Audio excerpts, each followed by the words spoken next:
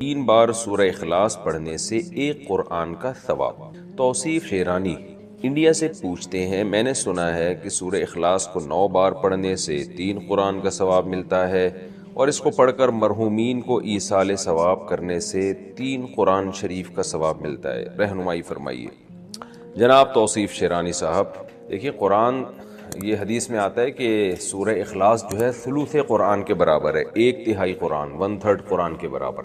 تو ظاہر ہے 3 دفعہ جب سورہ اخلاص پڑھیں گے تو پورے قرآن کے برابر ہو گیا ثواب اس کا۔ لیکن اس حدیث کا مطلب کیا ہے، اس کو سمجھنا چاہیے۔ اس حدیث کا مفہوم یہ ہے، جو علامہ ابن تیمیہ رحمہ اللہ نے جو اس کا مفہوم بیان کیا، بڑا زبردست مفہوم بیان کیا۔ بہت سارے اس میں اقوال ہیں کہ اس کا مطلب کیا ہے۔ یعنی ایک سوال پیدا ہوتا ہے نا، اس کا مطلب تو یہ ہوا کہ پھر ہم پورا قرآن پڑھنے کی کیا ضرورت ہے، ہم جناب سے سورہ اخلاص ہی کو 3 دفعہ پڑھ لیا کریں۔ تو انہوں نے اس کا مفہوم بیان کیا ہے کہ دیکھیں ہر چیز کا نا ایک اصل ثواب ہوتا ہے، اور پھر ایک اس کے یعنی ثواب کی ہوتی ہے کوانٹٹی۔ ہمیں کوانٹٹی کی بھی ضرورت ہے اور مختلف قسموں کے ثواب کی بھی ضرورت ہے۔ جیسے صدقے کا ایک ثواب ہے اللہ کے دربار میں، اس کا ایک وزن ہے، اور نماز کا ایک الگ ثواب ہے۔ تو ہو سکتا ہے وہ دونوں ثواب میں برابر ہوں، لیکن ثواب کی نوعیت میں بڑا فرق ہوگا۔ اس کی مثال ایسے جیسے آپ کہیں جاب کرتے ہیں نا، تو آپ کو مختلف قسم کی سہولتیں ملتی ہیں، تنخواہ الگ مل رہی ہوتی ہے، کسی گورنمنٹ کے ادارے میں جاب کریں آپ، یا فوج میں چلے جائیں تو تنخواہ الگ مل رہی ہوتی ہے، علاج معالجے کی سہولت یہ ایک الگ قسم کا فائدہ ہے، رہائش کی سہولت ایک الگ قسم کا فائدہ ہے۔ تو ایسے ہی جنت میں ہمیں مختلف قسم کے فائدوں کی ضرورت ہوگی، اور اس کے لیے مختلف قسم کے ثوابوں کی ضرورت ہوگی۔ تو قرآن پڑھنے سے جس نوعیت کا ثواب ملتا ہے وہ نوعیت الگ ہے، اور 3 دفعہ قل ہو اللہ پڑھنے سے قرآن پڑھنے کا تو ثواب ملے گا، مگر نوعیت وہ نہیں ہوگی جو پورا قرآن پڑھنے سے ملتا ہے ثواب، یعنی پورا قرآن پڑھ کے جو ہمیں ملتا ہے۔ تو الگ الگ نوعیت کے ثواب ہمیں جمع کرنا ضروری ہے۔ تو یہ بات تو ٹھیک ہے کہ 3 دفعہ قل ہو اللہ پڑھ لیں گے تو ایک قرآن کا ثواب ہمیں مل جائے گا، لیکن جب ہم الحمد سے لے کے والناس تک پورا قرآن پڑھیں گے تو بھی ایک قرآن کا ثواب ملے گا، مگر اس کی نوعیت بالکل الگ ہوگی۔ تو اس لیے اس پر اکتفا کر کے قرآن کی تلاوت چھوڑ دینا کہ جی کیونکہ 3 دفعہ قل ہو اللہ پڑھنے سے قرآن کا ثواب مل جاتا ہے تو اب میں پورا قرآن ہی نہ پڑھوں، تو یہ بالکل غلط بات ہے، کیونکہ ہم نبی صلی اللہ علیہ وسلم کی حدیث کو جو مفہوم لیں گے نا، وہ مفہوم لیں گے جو صحابہ نے سمجھا۔ تو صحابہ نے کہیں بھی یہ حدیث سننے کے بعد ایسا نہیں کیا کہ اب ہم پورا قرآن پڑھنا چھوڑ دیں گے، ہم 3 دفعہ قل ہو اللہ ہی پڑھا کریں گے۔ تو ہمیں 3 دفعہ قل ہو اللہ بھی پڑھنی چاہیے تاکہ ہمیں قرآن کا ثواب مل جائے، لیکن اس کی وجہ سے کنٹینیو قرآن کی تلاوت کو چھوڑ دینا یہ ٹھیک نہیں ہوگا۔ دوسری بات یہ کہ مختلف صورتوں پہ جو مختلف فضیلت ہے، جب آپ قل ہو اللہ 3 دفعہ پڑھتے ہیں تو ایک قرآن کا ثواب ملتا ہے، لیکن جب آپ الحمد سے لے کے والناس تک قرآن پڑھتے ہیں تو بہت ساری بیچ میں صورتیں آتی ہیں جن کی الگ الگ فضیلت ہے پڑھنے کی، وہ فضیلت آپ کو حاصل ہوتی ہے جو صرف قل ہو اللہ پڑھنے سے نہیں ہوتی۔ تو خلاصہ یہ نکلا کہ الحمد سے لے کے والناس تک قرآن کی تلاوت کا ہمیں معمول بنانا چاہیے۔ آج ہمارے گھروں میں یہ ختم ہو گیا، مخصوص صورتیں ہم نے فکس کی ہوئی ہیں کہ جی فجر کے بعد فلانی صورت، عصر کے بعد فلانی صورت، مغرب کے بعد فلانی صورت، اور عشاء کے بعد یا سونے سے پہلے فلاں صورت۔ تو ٹھیک ہے آپ پڑھ لیں۔ اول تو صورتوں کے جو الگ الگ فضائل ہیں نا، فلاں وقت میں فلاں صورت پڑھنا، ان میں زیادہ تر حدیثیں سند کے لحاظ سے ضعیف بھی ہیں۔ سورہ ملک والی صحیح ہے کہ رات کو سونے سے پہلے ہمیں سورہ ملک پڑھنی چاہیے، وہ ٹھیک ہے، لیکن بہت ساری حدیثیں اس بارے میں، سورہ یاسین کے جیسے آتا ہے فجر میں پڑھنا، وہ ضعیف حدیث ہے۔ تو اصولی طور پر یہی ہے کہ ہمیں روزانہ قرآن مجید کی تلاوت الحمد سے لے کے والناس تک کرنی چاہیے، یعنی آپ روزانہ 1 پارہ پڑھیں، پھر یا آدھا پڑھ لیں، آدھا نہیں ہوتا 1 پاؤ پڑھ لیں، اور کنٹینیو پڑھتے پڑھتے سورہ ناس پہ ختم کریں۔ تو جو صحیح طرح آرام سے پڑھ سکتے ہیں وہ روزانہ 1 پارہ پڑھ لیں تاکہ 1 مہینے میں قرآن ختم ہو جائے، نہیں تو 2 مہینے میں قرآن ختم کر لیں، نہیں تو 4 مہینے میں قرآن ختم کر لیں، یہ بھی نہیں ہوتا تو سال میں کم از کم 1 قرآن ہو، اور رمضان میں 1 الگ قرآن ہو۔ تو اس طرح قرآن کو کنٹینیو ہمیں تلاوت کرنی چاہیے، پھر ساتھ ساتھ یہ مخصوص فضائل حاصل کرنے کے لیے مخصوص اوقات پہ صورتیں پڑھ لینا وہ بھی ٹھیک ہے۔ تو 3 دفعہ قل ہو اللہ پڑھنی چاہیے، باقی مردوں کو ایصال ثواب کرنا 3 دفعہ یا 9 دفعہ قل ہو اللہ پڑھ کے، تو وہ کئی بار میں مسئلہ بیان کر چکا ہوں کہ کسی بھی نیکی کا میت کو ثواب پہنچایا جا سکتا ہے، یہی جمہور کی رائے ہے، اور اس کی دلیل وہی حدیث ہے جس میں آپ صلی اللہ علیہ وسلم نے میت کے لیے صدقے کی اجازت دی۔ تو جیسے صدقہ ایک نیکی ہے تو قرآن کی تلاوت بھی ایک نیکی ہے، تو صدقے کے ساتھ خاص نہیں ہے، مطلب یہ ہے کہ آپ اپنی نیکی کسی کو ہبہ بھی کر سکتے ہیں، اس کا ثواب کسی کو پہنچا سکتے ہیں۔ تو یہ جمہور کا مذہب ہے، اس میں صرف امام شافعی نے ہماری معلومات کے مطابق اختلاف کیا، ان کے نزدیک سے صدقہ پہنچانا جائز ہے۔ لیکن جمہور کے نزدیک یہ جائز ہے، قرآن پڑھ کے بھی ثواب پہنچایا جا سکتا ہے، لیکن زیادہ فوکس ایصال ثواب میں صدقے ہی کو کرنا چاہیے۔ تو اب 3 دفعہ ظاہر ہے جب ایک قرآن کا ثواب ہے تو 9 دفعہ پڑھنے سے اللہ سے امید ہے کہ 3 قرآن کا ثواب ملے گا۔ شادی کے لیے کوئی اچھا عمل بتائیے، اچھے شوہر ملنے کے لیے کوئی دعا یا وظیفہ۔ یہ کسی خاتون نے سوال پوچھا ہے۔ دیکھو میری عادت ہے میں صحیح جواب دیتا ہوں ٹھیک ہے، میری عادت ہے کہ میں کوشش کرتا ہوں کہ سیاسی جواب نہ دوں، جو بات صحیح ہے وہ کر دوں۔ تو یہ جو آج کل خواتین کی شادی نہیں ہو رہی، اس کا حل یہ نہیں ہے کہ خواتین وظیفے پڑھنا شروع کر دیں۔ میں ایک دفعہ مسجد میں تھا، وہاں تو ایک خاتون نے وقت لیا کہ ملنا چاہتی ہوں، بہت بڑا مسئلہ ہے، اپنی بیٹی کو بھی لانا چاہتی ہوں، اس کے رشتے نہیں ہو رہا ہو، یہ بہت پریشان تھی ہوں، میں ٹائم نہیں دیتا کسی کو، لیکن اتنا زیادہ بیچاری پریشان تھی تو وہ آ گئی۔ وہ جب گھر میں آئی ہیں تو میں نے بٹھایا ان کو، میں نے کہا جی فرمائیے۔ تو انہوں نے کہا میری یہ بیٹی ہے، اس کی عمر ہو گئی 30 سال اور رشتے نہیں ہو رہے، بہت پریشان ہوں، کسی نے جادو کر دیا، کسی نے یہ کر دیا، کسی نے وہ کر دیا۔ میں نے کہا کہ آپ کی لڑکی کی یعنی ایجوکیشن کیا؟ انہوں نے بتایا ایم اے کیا ہوا اس نے۔ تو میں نے اس خاتون لڑکی سے، پردے میں تھی وہ، کہیں ایسا نہ ہو میرے خلاف ایک کلپ ابھی چلا دیں، کہ وہ پردے میں تھیں دونوں، اور نہیں بھی ہوتی تو یہ ان کی ہیڈ ایک ہے، اگر پردے میں نہیں آتی تو وہ ان کے خلاف کلپ چلانا چاہیے تھا، مولوی صاحب کے خلاف کلپ کی پھر بھی کوئی سمجھ میں آ رہی ہے نا بات۔ تو یہ بعض دفعہ ایسا ہوتا ہے بے پردہ خاتون کوئی مولوی صاحب کے سامنے آگے بیٹھ گئی، اب فوراً لوگ نے کیا کر دیا، کلپ بنا کے یوٹیوب پہ ڈال دیا، وہ بیٹھے۔ بھائی اس کے خلاف کلپ بنا کے ڈالو کہ وہ کسی مرد کے سامنے بے پردہ ہو کے کیوں بیٹھی ہے، ٹھیک ہے نا۔ مرد کو پردہ کرنے کا حکم نہیں ہے، پردہ عورت کا حکم ہے۔ تو وہ میں نے ان سے، ان کی جو بچی تھی نا، میں نے ان سے کہا آپ نے ایم اے کیا ہوا، ماشاءاللہ آپ پڑھی لکھی ہیں۔ تو میں نے ان کو ایک مثال دی، میں نے کہا مجھے ایک بات بتائیں کہ ایک آدمی میرے پاس آتا ہے اور مجھ سے کہتا ہے یہ دروازہ بند کر دینا، یہیں سے میری اسپیکر میں آواز ریپیٹ ہو کے آ رہی ہے تو وہ تھوڑی سی کنفیوز ہو رہا ہوں۔ تو میں نے ان سے کہا کہ بھائی دیکھیں کہ میرے پاس 50 روٹیاں ہیں اور بندے ہیں 75 یا 100 آدمی ہیں، مجھے کہا جا رہا ہے، بلکہ 100 خواتین ہیں، یوں فرض کر لیں، مجھے کہا جا رہا ہے کہ یہ 50 روٹیاں 100 خواتین میں تقسیم کریں اور اس طرح تقسیم ہو کہ ہر خاتون کے حصے میں ایک ایک روٹی آئے۔ بات آ رہی ہے سمجھ میں؟ ہر خاتون کے حصے میں ایک ایک روٹی آئے، کیونکہ ایک روٹی سے کم میں پیٹ نہیں بھرے گا۔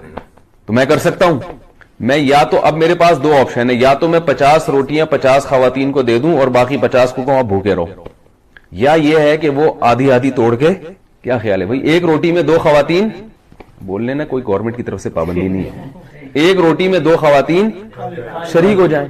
اب کیا ہے کہ میں جو اصل حل ہے وہ تو نہیں بتا رہا لوگوں کو کہ بھائی یہ ایک روٹی میں 2 خواتین شریک ہو جائیں، یہ نہیں بتا رہا میں، بلکہ میں کہہ رہا ہوں یار روٹیاں 50 ہیں اور میں جب بھی تقسیم کرتا ہوں 50 بیچاری بیٹھی ہوئی ہے، ان کو ملی نہیں رہی روٹی، تو اب میں ان کو وظیفہ بتاؤں کہ آپ ایسا کریں، سورہ مزمل 18 دفعہ پڑھیں، آپ سورہ ملک 15 دفعہ پڑھیں، آپ جو ہے تہجد میں ربنا حب لنا من ازواجنا وذریاتنا قرۃ اعین واجعلنا للمتقین اماما، یہ والی دعا 345 دفعہ پڑھیں، اور چغتائی صاحب کا رسالہ پڑھا کریں افخری، ٹھیک ہے نا، اس میں اور وظیفے ہیں۔ تو یہ کوئی کامن سینس کی بات ہوگی؟ بھائی ہے ہی نہیں، جب ہے ہی نہیں تو کہاں سے وہ ڈیوائیڈ ہو جائے گا؟ حل یہی ہے کہ اس ایک روٹی میں 2 خواتین بولیں بھائی شریک ہو جائے۔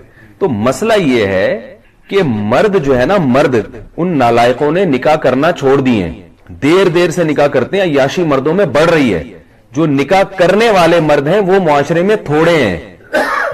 سمجھ میں آ رہی بات؟ ورنہ زنا اتنا پھیل گیا ہے، دوستیوں کا ماحول اتنا زیادہ ہو گیا ہے کہ انہوں نے نکاح کرنا، مردوں نے، آپ جائیں نا، میں تو جانتا ہوں 40 50 سال عمرے ہو گئی نکاح نہیں کرتے، اور جو نکاح کے لائق ہیں وہ بھی سارے، یعنی جو نکاح کرنا چاہتے ہیں وہ بھی سارے نکاح کے لائق نہیں ہیں، بے روزگار ہیں، کوئی سٹا لگا رہا ہے، کوئی گٹکے کھا رہا ہے، کوئی جو ہے نا صحیح طبیعت کا آدمی نہیں ہے، جبکہ خواتین میں برائیوں کا ریشو کم ہے، چرسی ہیروئن عورتوں میں ہوتے ہیں مردوں میں ہوتے ہیں، کیا خیال ہے؟ بے روزگاری یہ عورت کے حق میں عیب نہیں ہے، مرد کے حق میں عیب ہے بے روزگار ہونا، عورت کا تو کوئی عیب نہیں ہے، تو جو بے روزگار آدمی ہے وہ بھی نکاح کے قابل نہیں ہوتا۔ تو تھوڑے لوگ ہیں جو نکاح کے قابل ہیں، اس لیے خواتین کے لیے رشتوں میں مشکلات پیش آ رہی ہیں۔ تو اس کا اصل حل وہی ہے جو بڑا کڑوا لگتا ہے لوگوں کو، کہ بھئی ایک اچھے مرد پہ ایک عورت قبضہ نہ کرے، بلکہ وہ کوئی دوسری عورت، ایک مرد جو ہے ایک سے زیادہ عورتوں کو اپنے نکاح میں لے لے، جو ذمہ دار اور سمجھدار مرد ہیں، پھر وہ برابری بھی کرے، حقوق بھی کرے۔ بہت سے لوگ کہتے ہیں مرد ذمہ دار نہیں ہے، تو بھئی کیا سارے غیر ذمہ دار ہیں؟ کچھ تو ہوں گے نا جو ذمہ دار ہوں گے. تو یہ جیسے لڑکی والے پہلی شادی کے لیے لڑکے کو پرکھتے ہیں کہ یہ ذمہ دار ہے یا نہیں ہے, تو ایسے ہی دوسری شادی کے لیے بھی وہ پرکھ سکتے ہیں کہ یہ ذمہ داری نبھائے گا یا نہیں نبھائے گا. اور جیسے پہلی شادی میں سلیکشن میں غلطی ہو سکتی ہے, ایسے ہی دوسری میں بھی غلطی ہو سکتی ہے, لیکن اس غلطی کے ڈر سے یہ نہیں کیا جاتا کہ نکاح ہی ختم کر دیا جائے. بعض دفعہ ایسے ہوتا ہے کہ نکاح کا پیغام آیا, آپ نے خوب اچھی طرح چھان پھٹک کے دیکھا بھائی یہ بڑا ذمہ دار ہے, لیکن بعد میں کیا نکلتا ہے وہ نالائق. تو اب یہ تھوڑی کہا جاتا ہے کہ یہ نکاح کرنا ہی نہیں چاہیے, بھائی اتفاق سے غلطی ہو گئی تو اب دوبارہ تلاش کرنے کی کوشش کرتے ہیں. ایسے ہی یہ بھی ہوتا ہے کہ بعض دفعہ ایسا ہوتا ہے کہ دوسری کے لیے کسی مرد نے نکاح کا پیغام بھیجا, آپ سمجھے کہ ذمہ دار ہے, لیکن بعد میں کیا نکلا غیر ذمہ دار. تو اب اس کا یہ مطلب نہیں ہے کہ سبھی پہ فتویٰ لگا دیا جائے. تو اصل حل شریعت نے اور اسلام نے یہ بتایا جو میں عرض کر رہا ہوں. تو جب تک اس کو معاشرے میں فروغ نہیں دیں گے, خواتین کی مشکلات حل نہیں ہوں گی. آپ عربوں میں جا کے دیکھ لو, پہلے تو عربوں میں یہ تصور نہیں تھا سعودی عرب میں کہ کوئی خاتون کی عمر زیادہ ہو جائے یا وہ بیوہ ہو دوبارہ شادی نہ ہو. اب سعودی عرب میں اتنے مسائل کھڑے ہو گئے ہیں, لڑکیوں کی عمریں نکلتی چلی جا رہی ہیں. عربوں میں ایسا ہو گیا ہے, حالانکہ یہاں تو جہیز کا رواج بھی نہیں ہے. تو یہ پوری دنیا میں ایک المیہ بن چکا ہے, اس لیے کہ مردوں میں عیاشی بڑھ رہی ہے, زنا پھیل رہا ہے, لڑکیوں سے دوستیوں کا رواج بڑھ رہا ہے, طلاقوں کا ریشو بڑھتا چلا جا رہا ہے. تو ذمہ دار آدمی مارکیٹ میں کم نہیں ہے, شارٹ ہیں. مارکیٹ میں کیا ہو رہے ہیں, شارٹ بھی ہیں اور مہنگے ہوتے جا رہے ہیں. جو چیز مارکیٹ میں شارٹ ہوتی ہے وہ کیا ہوتی ہے, مہنگی. تو مہنگے ہوتے جا رہے ہیں. تو جب مہنگے ہوتے جا رہے ہیں تو ان کے نخرے بڑھے. کوئی اچھا لڑکا آپ کے خاندان میں ہو تو وہ جب لڑکی نکاح کا لڑکی کے ابا اس سے بات کریں تو وہ اتنی پنچایتیں کرتا ہے نا, مجھے لڑکی ایسی چاہیے, اگر وہ قوم بھی وہی ہو اور شکل و صورت بھی ایسی ہو اور بہت زیادہ وہ ذرا سا کھاتا پیتا لڑکا ہو نا, اگر تعلیم اچھی ہے تو اس کے نخرے دیکھیں آپ. وہ کرتا ہی نہیں. تھوڑی سی بھی ٹیڑھی میڑھی لڑکی ہوگی, تھوڑا سا رنگ دبا ہوا ہوگا, ذرا سا وزن زیادہ بڑا ہوا ہے, ایک اسٹینڈرڈ بنایا ہوا ہے بھی اتنے کلو وزن ہونا چاہیے. یہ لڑکوں کی بات کر رہا ہوں. اور لڑکیاں اوٹ پٹانگ مردوں سے شادیاں کر رہی ہیں. میں نے سینکڑوں نکاح پڑھائے ہیں, آپ یہ نہ سمجھے کہ میں ہوائی باتیں کر رہا ہوں. سینکڑوں نکاح پڑھائے ہیں.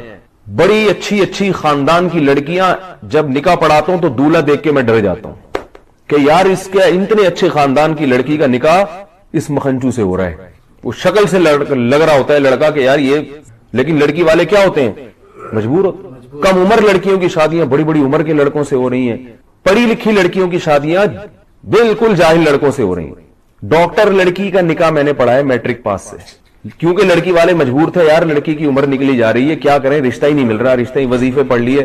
تو پھر ایک رشتہ آیا میٹرک والے کا, تو مجھ سے مشورہ نہیں لگے. میں نے کہا بھائی گھر بٹھا لو, مگر کوئی جوڑ نہیں بنتا ہے. میٹرک بھی شاید زیادہ کہہ دیا, 8ویں پاس تھا وہ, پاس بھی پتہ نہیں کیسے ہوا. آپ کو پتہ ہے پاکستان میں پاس ہونے کے لیے کوئی, تو مجبوراً کیا انہوں نے. کیا ہوا, تھوڑے دنوں میں طلاق ہو گئی. طلاق کیوں ہوئی ہے کہ وہ لڑکی کے پیسے پہ نظر تھی کہ ڈاکٹر ہے تو ہمارا بچہ تو کچھ کر نہیں سکا, تو بہو کما کے کھلائے گی, ڈاکٹر ہے. تو ظاہر ہے یہ بے جوڑ کی شادی ہوئی نا, بے جوڑ کا نکاح ہوا. تو وہ جب نہیں کھلا رہی ہے, وہ اس کو عورت کو یہ احساس ہوتا ہے میں کیوں کھلاؤں بھائی, یہ کیا ہے پورے.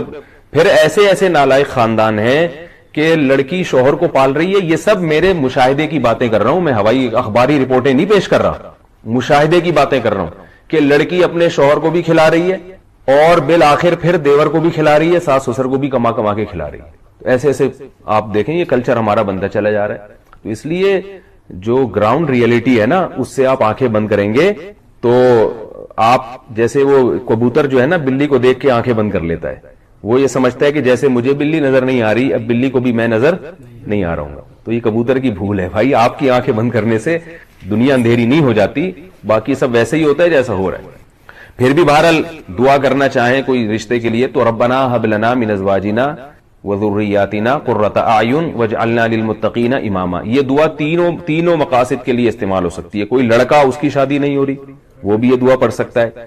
کوئی لڑکی اس کی شادی نہیں ہو رہی, اس کے والدین یا وہ لڑکی بھی یہ دعا پڑھ سکتی ہے. ہر نماز کے بعد پڑھ لیں یا چلتے پھرتے پڑھ لیں.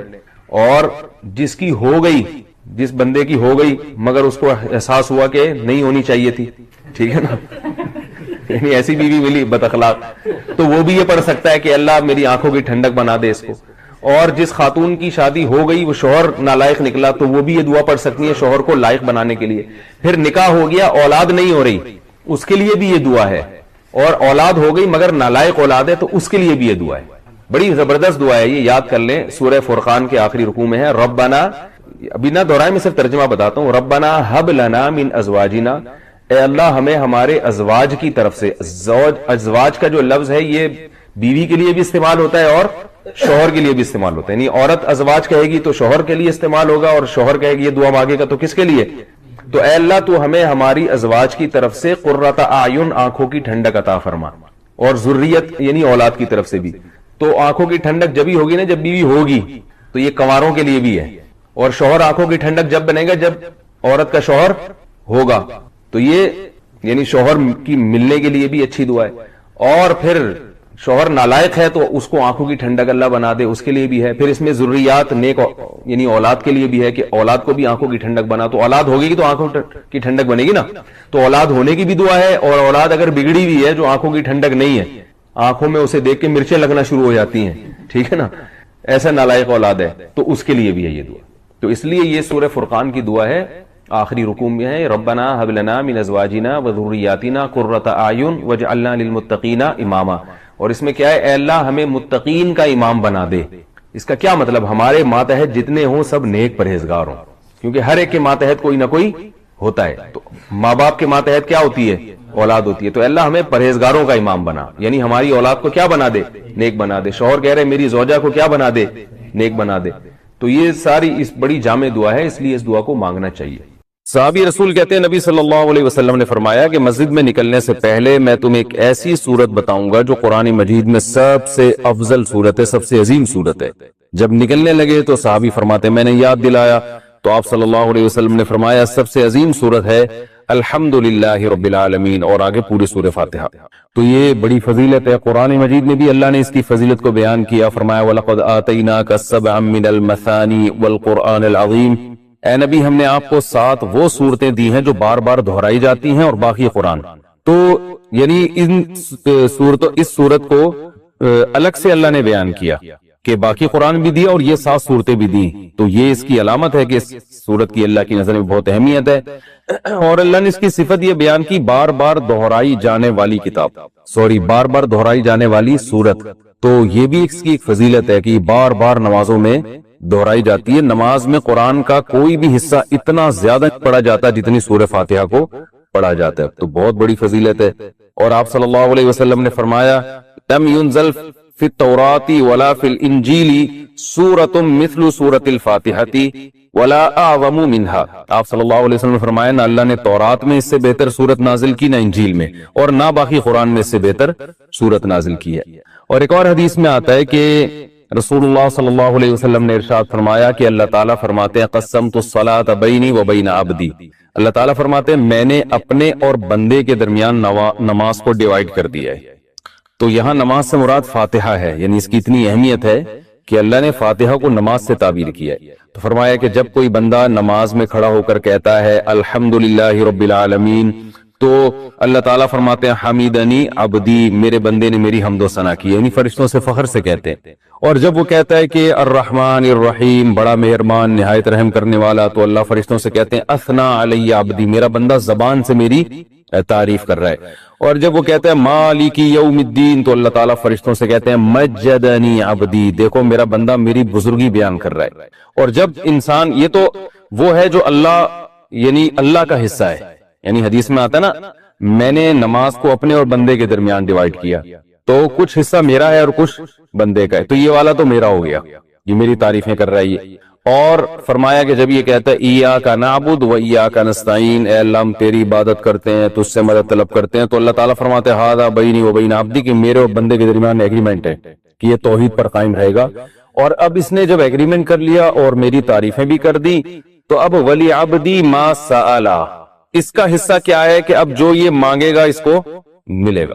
تو اب یہ مانگے گا کیا؟ اللہ تعالیٰ ہم پہ چھوڑ دیتے، ہم الٹی سیدھی مانگنا شروع کر دیتے۔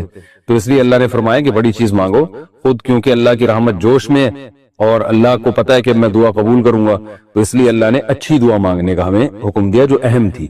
اور حکم کیا دیا؟ اہدنا الصراط المستقیم، کہ اللہ تو ہمیں سیدھے راستے پر چلا، صراط الذین انعمت علیہم غیر المغضوب علیہم ولا الضالین۔ تو یہ اس طرح سے اللہ تعالیٰ نے فاتحہ کو 2 حصوں میں ڈیوائیڈ کیا ہے حدیث کے مطابق۔ اور حدیث میں آتا ہے صحیح مسلم میں عبداللہ بن عباس رضی اللہ عنہ سے مروی ہے کہ آپ صلی اللہ علیہ وسلم کے پاس جبریل علیہ السلام بیٹھے ہوئے تھے، اچانک آپ نے ایک زوردار آواز سنی جو اس سے پہلے کبھی نہیں سنی تھی. تو جبریل نے فرمایا کہ یہ ایک آسمان کا دروازہ ہے جو کھلا ہے، جو آج سے پہلے کبھی بھی نہیں کھلا تھا.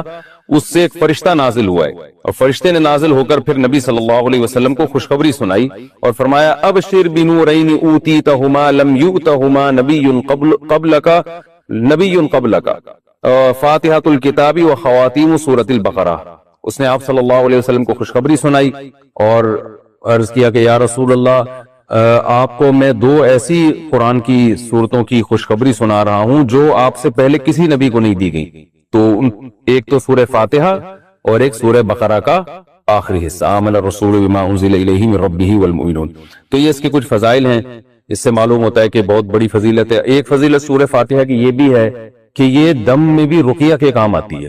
صحابی سے ثابت ہے کہ انہوں نے جن اتارا اور سورہ فاتحہ پڑھ کے ان پہ پھونک مارتے گئے اور وہ جن کے اثرات ختم ہوتے چلے گئے. تو اس لیے اگر کسی پہ خدا نخواستہ جادو یا جنات کے اثرات ہوں تو سورہ فاتحہ پانی پہ دم کر کے چھینٹے ماریں یا ویسے ہی پھونک ماریں، اس کا بہت فائدہ ہوتا ہے. یہ سورہ فاتحہ کیا جو ہے نا کچھ فضیلت تھی جو میں نے آپ کے سامنے بیان کی.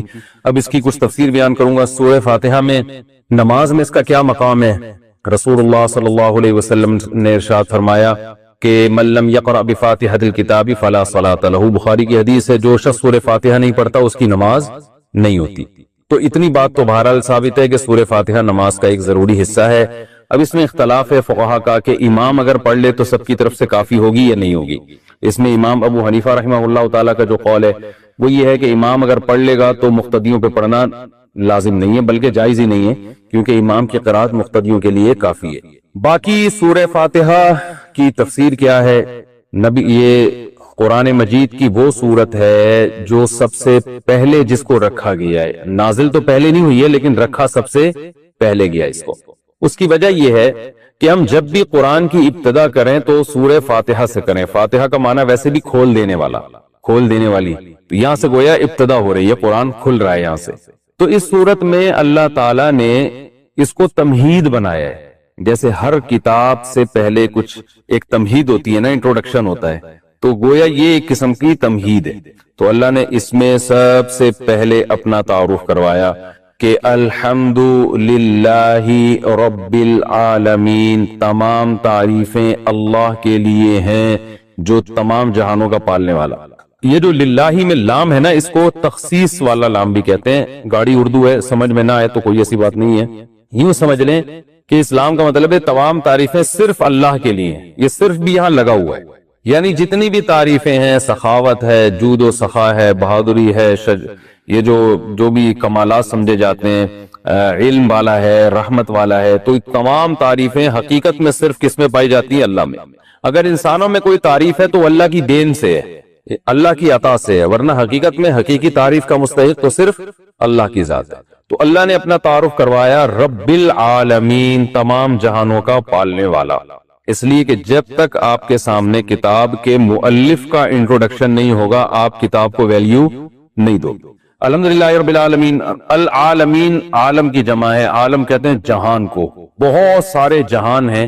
اب اس میں علماء کی مختلف آراء ہے. بھئی جہان اس اعتبار سے بھی ہیں کہ زمین ایک الگ دنیا ہے، آسمانوں کی ایک الگ دنیا ہے، پھر آسمان 7 ہیں، ہر 7 آسمان کی ایک الگ دنیا ہے. تو اس لحاظ سے اللہ نے بہت سارے جہان بتائے.